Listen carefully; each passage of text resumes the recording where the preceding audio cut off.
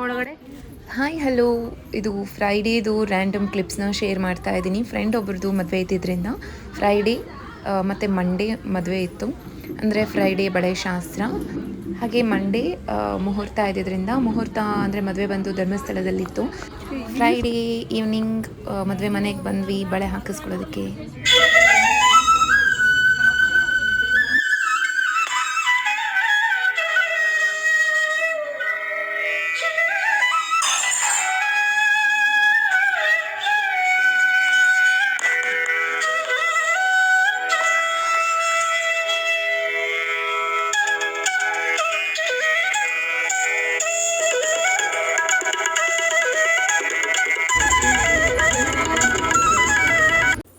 So bangles ಹಾಕಿಸ್ಕೊಂಡಿದ್ದಾಯಿತು. Bangles ಹೇಗಿದೆ ಅಂತ ಕಮೆಂಟ್ ಮಾಡಿ.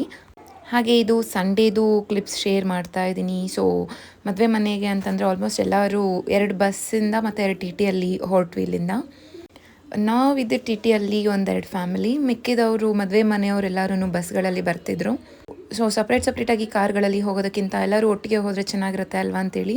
ಸೊ ಮಾರ್ನಿಂಗ್ ಬೇಗನೆ ಹೊರಟಿದ್ರಿಂದ ಬ್ರೇಕ್ಫಾಸ್ಟ್ ಮಾಡ್ಕೊಳಕ್ಕೆ ಆಗಿರಲಿಲ್ಲ. ಮದುವೆ ಮನೆಯಿಂದನೇ ಟೊಮ್ಯಾಟೊ ಬಾತ್ ರೆಡಿ ಮಾಡಿದರು. ಸೊ ಪೆಟ್ರೋಲ್ ಬಂಕ್ ಹತ್ರನೇ ನಿಲ್ಲಿಸಿ ಅಲ್ಲೊಂದು ಸ್ವಲ್ಪ ಪಾರ್ಕ್ ಥರ ಇತ್ತು. ಸೊ ಪಾರ್ಕಲ್ಲೇ ಎಲ್ಲರೂ ಬ್ರೇಕ್ಫಾಸ್ಟ್ ಮುಗಿಸ್ಕೊಂಡು ಅಲ್ಲಿಂದ ಹೊರಟ್ವಿ ಮಕ್ಳಿಗೂ ಊಟ ಮಾಡಿಸಿ. ಮಂಡೇ ಮುಹೂರ್ತ ಇದ್ದಿದ್ದು. ಸೊ ಧರ್ಮಸ್ಥಳಕ್ಕೆ ಹೋಗಬೇಕಾಗಿತ್ತಲ್ವ, ಸೊ ಹಾಗಾಗಿ ಎಲ್ಲರೂ ಸಂಡೇನೇ ಹೊರಟ್ವಿ.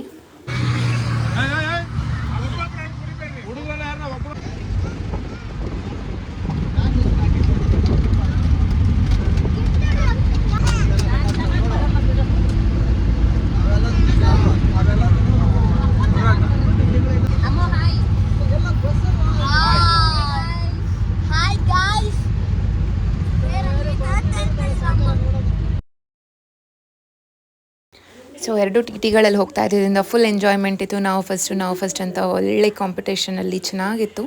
ಸೊ ಮಧ್ಯಾಹ್ನ ಊಟಕ್ಕೆ ಫ್ರೆಂಡ್ ಅವರ ತೋಟದ ಮನೆಯಲ್ಲೇ ಊಟ ವ್ಯವಸ್ಥೆ ಎಲ್ಲ ರೆಡಿ ಮಾಡಿದರು ಮದುವೆ ಮನೆ ಕಡೆಯಿಂದನೇ. ಇನ್ನೊಂದು ವಿಷಯ ಹೇಳಬೇಕು ಅಂತಂದರೆ, ನಾವು ಸ್ಟಾರ್ಟ್ ಮಾಡಿದಾಗಿಂದ ಫುಲ್ಲು ಮಳೆ, ಕಂಟಿನ್ಯೂಸ್ ಆಗಿ ಮಳೆ ಬರ್ತಾನೆ ಇತ್ತು. ಸೊ ಅಲ್ಲಿ ಲೈಟಾಗಿ ಅಂದರೆ ಬ್ರೇಕ್ಫಾಸ್ಟ್ ತಿಂದಿದ್ದು ಲೇಟ್ ಆಗಿತ್ತಲ್ವ ಆಲ್ಮೋಸ್ಟು. ಸೊ ಹಾಗಾಗಿ ಲೈಟಾಗಿ ಊಟ ಮುಗಿಸ್ಕೊಂಡ್ವಿ. ಪಲಾವ್, ಹೆಸರುಬೇಳೆ, ಬಜ್ಜಿ, ಹಪ್ಪಳ, ಪಾಯಸ, ಇನ್ನೊಂದು 2-3 ಥರ ಪಲ್ಯನ ಮಾಡಿದರು. ಸೊ ಲೈಟಾಗಿ ಊಟ ಮುಗಿಸ್ಕೊಂಡು ಸೊ ಹಾಗೆ ಅಲ್ಲಿದ್ದು ತೋಟದ ಮನೆ ಕಡೆ ಹೋದ್ವಿ. ಸುಮ್ಮನೆ ಆಗಿ ರ್ಯಾಂಡಮ್ ಆಗಿ ಕ್ಲಿಪ್ಸ್ ತಗೊಳ್ಳೋಣ ಅಂತ. ಮಳೆ ಬಂದಿದೆ, ವಾತಾವರಣ ಸಿಕ್ಕಾಬಟ್ಟೆ ಕೂಲ್ ಆಗಿದೆ. ಇಲ್ಲೇ ತೋಟದ ಮನೇಲಿ ಊಟ ಮುಗಿಸ್ಕೊಂಡ್ವಿ. ಈಗ ನೋಡಿ ಎಷ್ಟು ಪ್ರಶಾಂತವಾಗಿದೆ.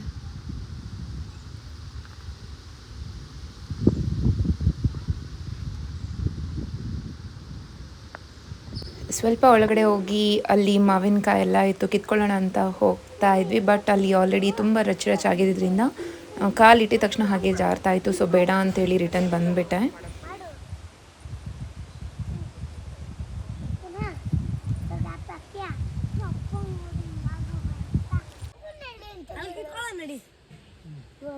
ಎಲ್ಲೋದ್ರೂ ಚೇಪೆಕಾಯಿ, ಮಾವಿನಕಾಯಿ, ನಲ್ಲಿಕಾಯಿ ಕಿತ್ಕೊಳ್ಳೋದು ಮಾತ್ರ ಬಿಡೋದಿಲ್ಲ.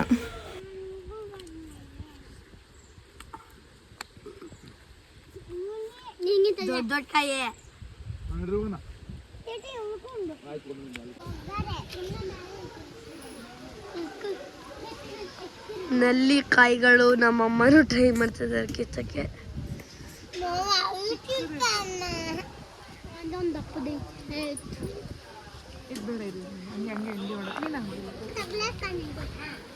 ನಮ್ಮಮ್ಮ ಎಗರ್ತಾರೆ. ಮಿಯಾ ಇಸ್ ದ ಜಾನ್ಸನ್ ಅಂತ ಎಗರ್ತಾರೆ ನೋಡಿ. ಇವಾಗ ಉಯ್ ಎಗರ್ತು, ಹೇಳಿಲ್ವಾ? ಉಯ್ ಮಮ್ಮಿ ನೋಡ್ರಿ. ಸೊ ಊಟ ಎಲ್ಲ ಮುಗಿಸ್ಕೊಂಡು ತೋಟದ ಮನೆಯಿಂದ ಹೊರಟ್ವಿ.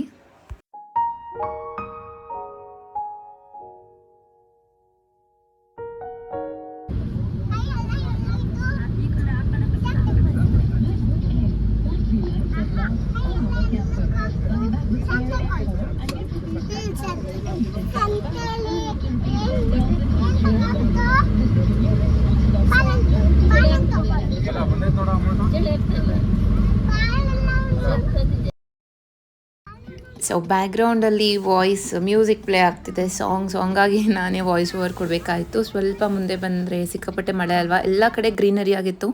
ಒಂದೆರಡು ಕ್ಲಿಪ್ಸ್ ಶೇರ್ ಮಾಡ್ತೀನಿ ಗ್ರೀನರಿ ಸೀನರಿದು.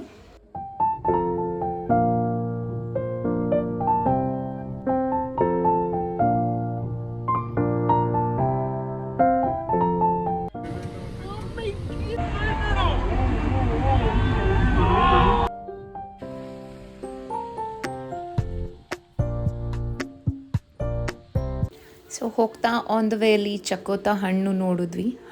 ಕಾಯಿ ಆ್ಯಕ್ಚುಲಿ ತಿಂದಾಗ ಸ್ವಲ್ಪ ಕಹಿ ಇತ್ತು, ಸೊ ಕಾಯಿ ಅಂತಲೇ ಅಂದ್ಕೊಳ್ತಾ ಇದ್ದೀನಿ. ಅದನ್ನು ತಗೊಳ್ಳೋಣ ಅಂತ ಬಂದ್ವಿ.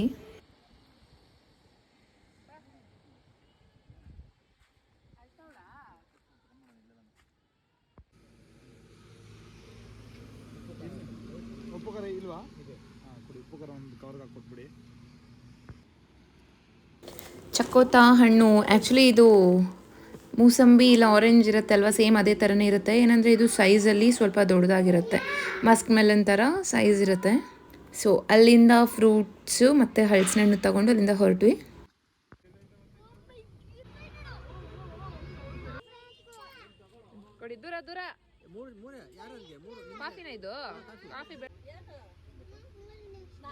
Drinking tea pass.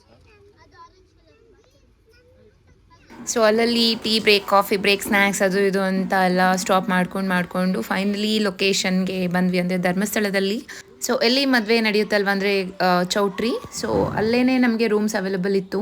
ಆಲ್ರೆಡಿ ಮದುವೆ ಮನೆಯದು ಬಸ್ ಬಂದಿತ್ತು ನಮಗಿಂತ ಮೊದಲೇ. ಆ್ಯಂಡ್ ನಾವು ಎಷ್ಟಾಗಿದೆ ಈಗ ಈವ್ನಿಂಗ್ 7 o'clock ಆಗಿದೆ. ಲೊಕೇಶನ್ ರೀಚ್ ಆದ್ವಿ.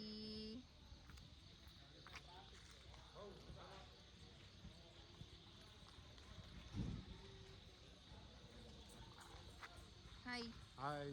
ಇವರೆಲ್ಲ ಆಲ್ರೆಡಿ ಮೊದಲೇ ಬಂದ್ಬಿಟ್ಟಿದ್ದಾರೆ ಬಸ್ಸಲ್ಲಿ. ಬಸ್ಸಲ್ಲ, ಕಾರಲ್ಲಿ. ಸಾರಿ ಇವರೆಲ್ಲ ಫಸ್ಟ್ ಕಾರಲ್ಲಿ ಬಂದ್ಬಿಟ್ಟಿದ್ದಾರೆ. ಅವರು ರೀಚ್ ಆಗಿ ಒಂದು 5-10 minutesಗೆ ನಾವು ರೀಚ್ ಆದ್ವಿ. ಸೊ ಇವಾಗ ಫ್ರೀ ಆಗಿದೆ, ದರ್ಶನಕ್ಕೆ ಇವಾಗಲೇ ಹೋಗೋಣ ಅಂತೇಳಿ ಫಸ್ಟು ರೂಮ್ಸ್ ಮಾಡಿಬಿಟ್ಟು ಫ್ರೆಶ್ ಅಪ್ ಆಗಿ ದೇವಸ್ಥಾನಕ್ಕೆ ಕೊಡ್ತೀವಿ.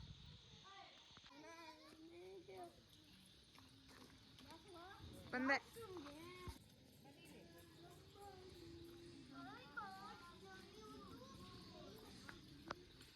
ಬಂದು ಲೊಕೇಶನ್ ರೀಚ್ ಆಗಿದ ತಕ್ಷಣ ಎಲ್ಲ ರೂಮ್ಸಲ್ಲಿ ಹಾಲ್ಟ್ ಆಗಿಬಿಟ್ಟಿದ್ದಾರೆ, ಎಲ್ಲ ಡಿಸ್ಪ್ಯಾಚ್ ಆಗಿಬಿಟ್ಟಿದ್ರು. ಸೊ ಇಲ್ಲಿ ಮುಂದೆ ಕಾಣಿಸ್ತಾ ಇದೆ ಅಲ್ವಾ, ಅದೇನೇ ಚೌಟ್ರಿ, ಅಂದರೆ ಚಿಕ್ಕದಾಗಿ ಕಲ್ಯಾಣ ಮಂಟಪ.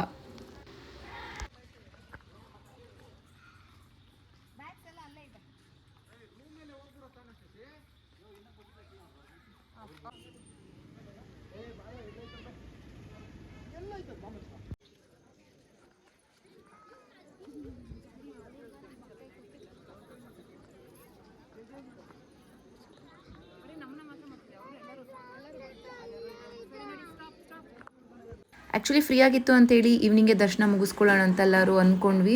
ಮಳೆ ಬರ್ತಾ ಇದ್ದಿದ್ದರಿಂದ ಡೆಫಿನೆಟ್ಲಿ ತುಂಬಾ ಫ್ರೀ ಆಗಿತ್ತು. ಆ್ಯಂಡ್ ತುಂಬ ಲಾಂಗ್ ಟೈಮ್ ಆದಮೇಲೆ ನಾನು ದೇವಸ್ಥಾನಕ್ಕೆ ಅಂದರೆ ಧರ್ಮಸ್ಥಳಕ್ಕೆ ಬಂದಿದ್ದು. ತುಂಬ ಚೇಂಜಸ್ ಆಗಿತ್ತು. ಸೊ ತಿರುಪತಿಯಲ್ಲೆಲ್ಲ ನಮಗೆ ಯಾವ ರೀತಿ ಕ್ಯೂ ಸಿಸ್ಟಮ್ ಇರುತ್ತೆ ಅಲ್ವಾ, ಸೇಮ್ ಅದೇ ರೀತಿಯೇ ತುಂಬ ಕ್ಯೂ ಸಿಸ್ಟಮ್ ಮಾಡಿದರು. ಬಟ್ ಫ್ರೀ ಆಗಿದ್ದರಿಂದ ಆರಾಮಾಗಿ ದರ್ಶನ ಆಯಿತು ನಮಗೆ. ಸೊ ಅಂದರೆ ಯಾರ್ದೋ ಬರ್ಡೇ ಇತ್ತು ಅಂತ ಹೇಳಿ ಅವ್ರದ್ದೇನೋ ಅರ್ಕೆ ಇತ್ತು, ಸೇವೆ ಅಂತೇಳಿ ದೇವಸ್ಥಾನ ಎಲ್ಲ ಫುಲ್ ಡೆಕೋರೇಷನ್ ಮಾಡ್ತಾಯಿದ್ರು. ಅಂದರೆ ಸಂಡೇ ನೈಟ್ ಇದು, ಮಂಡೇ ಮಾರ್ನಿಂಗ್ ಏನೋ ಪೂಜೆ ಇದೆ, ವಿಶೇಷ ಪೂಜೆ ಅಂತ ಹೇಳಿ ಎಲ್ಲ ಡೆಕೋರೇಷನ್ ಮಾಡ್ತಾಯಿದ್ರು. ನೋಡಿ ಎಷ್ಟು ಚೆನ್ನಾಗಿ ಕಾಣಿಸ್ತದೆ ಕಲರ್ಫುಲ್ ಆಗಿ ಅಲ್ವಾ. ಸೊ ನಾವು ದೇವ್ರ ದರ್ಶನ ಮುಗಿಸ್ಕೊಂಡು ಪ್ರಸಾದಕ್ಕೆ ಬಂದ್ವಿ. ಸಿಕ್ಕಾಪಟ್ಟೆ ಮಳೆ, ಹಾಗೆ ರಶ್ ಇರಲಿಲ್ಲ, ಹಾಗಾಗಿ ಪ್ರಸಾದಕ್ಕೆ ಬಂದಿದ್ದಾಯಿತು. ಇಲ್ಲಾಂದರೆ ಯೂಶ್ವಲಿ ಯಾವಾಗಲೂ ದೇವಸ್ಥಾನಕ್ಕೆ ಬಂದಾಗ ದೇವ್ರ ದರ್ಶನ ಒಂದು ಮಾಡಿಕೊಂಡು ಹೋಟ್ಲಲ್ಲಿ ಊಟ ಮಾಡ್ತಾಯಿದ್ವಿ. ಬಟ್ ಈ ಸಾರಿ ಪ್ರಸಾದ ತಿನ್ನೋ ಭಾಗ್ಯ ಸಿಕ್ತು. ದರ್ಶನ ಮುಗಿಸ್ಕೊಂಡು ಪ್ರಸಾದ ತಿಂದು ಹೊರಗಡೆ ಬರೋಷ್ಟರಲ್ಲಿ ಮತ್ತೆ ಮಳೆ ಸ್ಟಾರ್ಟ್ ಆಗೋಯಿತು. 1-2 ನಿಮಿಷ ಸೈಡಲ್ಲಿ ನಿಂತ್ಕೊಂಡ್ವಿ. ಸೊ ಅಲ್ಲಿಗೆ ಟಿ ಬಂತು, ಅಲ್ಲಿಂದ ಹಾಗೆ ಹೊರಟ್ವಿ. ಸೊ ಚೌಟ್ರಿಯಲ್ಲಿ ನಾವು ದರ್ಶನ ಎಲ್ಲ ಮುಗಿಸ್ಕೊಂಡು ಹೋಗೋ ಅಷ್ಟರಲ್ಲಿ ಅರಿಶಿನ ಶಾಸ್ತ್ರ ಸ್ಟಾರ್ಟ್ ಮಾಡಿದರು. ಒಬ್ಬೊಬ್ಬರೇ ಅರಿಶಿನ ಇಡ್ತಾ ಇದ್ರು. ಪ್ಲೇಸ್ ಟು ಪ್ಲೇಸ್ ಮತ್ತು ಪರ್ಸನ್ ಟು ಪರ್ಸನ್ ಡಿಫ್ರೆನ್ಸ್ ಯಾವ ರೀತಿ ಇರುತ್ತೋ ಹಾಗೆ ಟ್ರೆಡಿಷನ್ಸು ಡಿಫ್ರೆನ್ಸ್ ಇರುತ್ತೆ ಅಲ್ವಾ. ಸೊ ಇಲ್ಲಿನ ಕಡೆ ಇವ್ರು ಯಾವ ರೀತಿ ಮಾಡ್ತಾರೆ ಅದೇ ರೀತಿಯೇ ಅರ್ಶಿನದ ಶಾಸ್ತ್ರ ನಡೀತು. ನಾನು ಅರ್ಶಿನ ಇಟ್ಟೆ. ಆ್ಯಕ್ಚುಲಿ ಹುಡುಗಿ ಇಬ್ರಿಗೂ ಅರ್ಶಿನ ಇಟ್ಟರು. ನಾನು ಜಸ್ಟ್ ರ್ಯಾಂಡಮ್ ಆಗಿ ಕ್ಲಿಪ್ಸ್ ಅಷ್ಟೇ ಶೇರ್ ಮಾಡ್ತಾ ಇದ್ದೀನಿ. ತುಂಬ ಲಾಂಗ್ ಟೈಮ್ ಇರುತ್ತೆ ಅಲ್ವಾ, ಅಷ್ಟನ್ನು ರೆಕಾರ್ಡ್ ಮಾಡಲಿಲ್ಲ. ಹುಡುಗಿಗೆ ಇಡೋದನ್ನ ಮಾತ್ರ ಜಸ್ಟ್ ಒಂದು 2 ಮಿನಿಟ್ಸ್ ಕ್ಲಿಪ್ ಶೇರ್ ಮಾಡ್ತಾ ಇದ್ದೀನಿ. ಹಾಗೆ ಫೋಟೋಗ್ರಾಫರ್ ನನಗೂ ಅರ್ಶಿನ ಬೆಳೆ ಎಲ್ಲ ಇದೆ ಅಲ್ವಾ, ಚೆನ್ನಾಗಿ ಕಾಣಿಸ್ತಾ ಇದೆ ಅಂತೇಳಿ ಒಂದು ಪೋಸ್ ಹೇಳ್ಕೊಟ್ರು. ಅದನ್ನು ಜಸ್ಟ್ ಟ್ರೈ ಮಾಡಿದೆ. ಇನ್ ಕೇಸ್ ವಿಡಿಯೋ ಇಷ್ಟ ಆಗಿದೆ ಪ್ಲೀಸ್ ಲೈಕ್ ಮಾಡಿ, ಹಾಗೆ ನನ್ನ ಚಾನೆಲ್ನ ಸಬ್ಸ್ಕ್ರೈಬ್ ಮಾಡ್ಕೊಳ್ಳಿ. Thank you.